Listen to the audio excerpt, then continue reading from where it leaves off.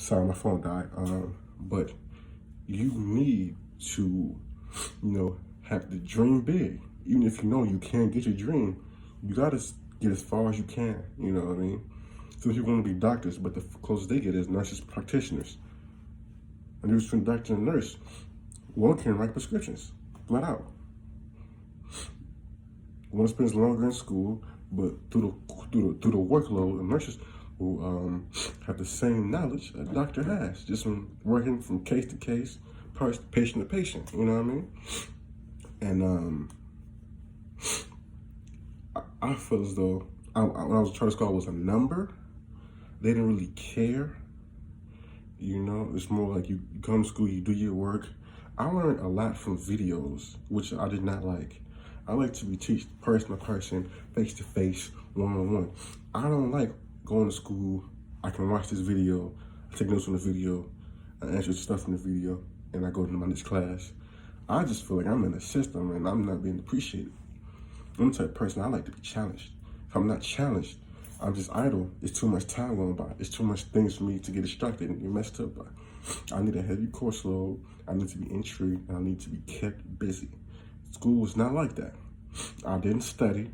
I didn't even try. And I got a 3.6. If I would have tried, I could have got a 4.0. But the point is, I didn't try, and I have a 3.6. There were students who were really trying there, and they couldn't get a 2.5. And this school was a cakewalk.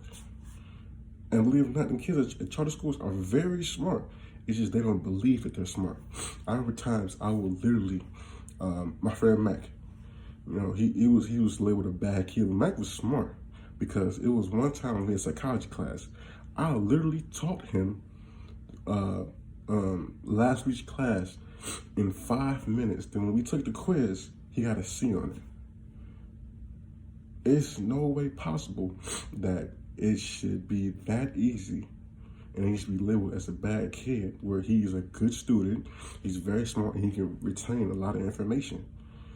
It's just he's not being appreciated. They're not putting the effort in.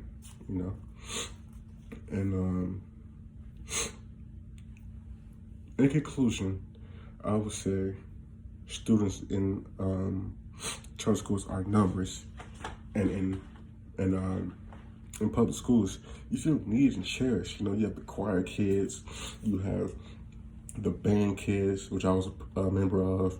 You have the science kids, and then you have the ones who are more with the econ and political science, be lawyers, whatever. You always have the group of kids that are always attached to a certain group. You know what lane you're going to go down.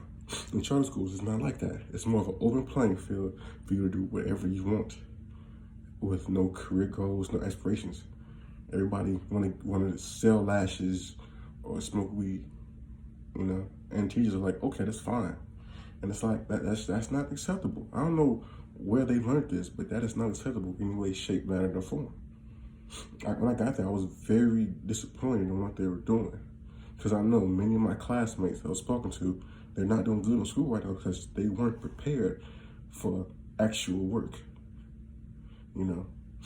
Every time you go to school, you don't even need your notebook.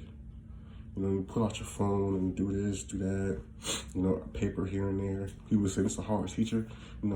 Hard teachers at charter schools are teachers who actually care. They just want you to strive and be something and make something of yourself, and I believe that system is made for students to be left behind and just to be used. I refuse to be left behind. I refuse to be used. I'm here to be utilized. I'm here to go through the system properly if the system is here for me to excel.